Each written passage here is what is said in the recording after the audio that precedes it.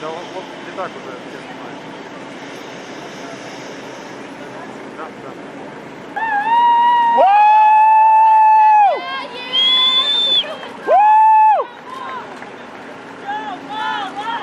Джамала!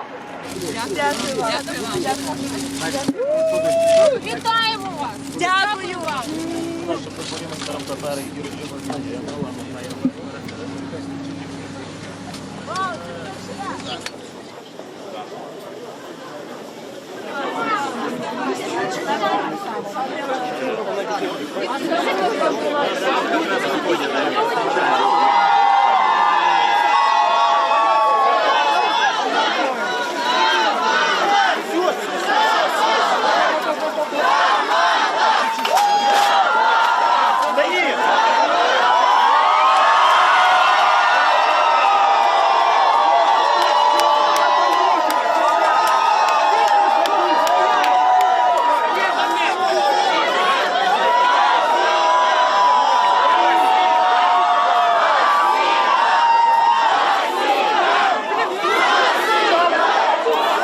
Для мене це означає, що моя історія почута, що історія кримських татар почута, що історія України почута, що біль почутий.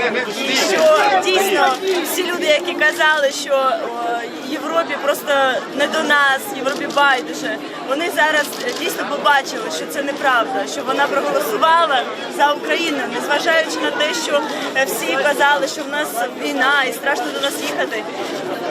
Вони проголосували, тому що вони повірили в нас. Я завжди наголошую, це моя особиста історія, історія моєї сім'ї, історія кримських татар.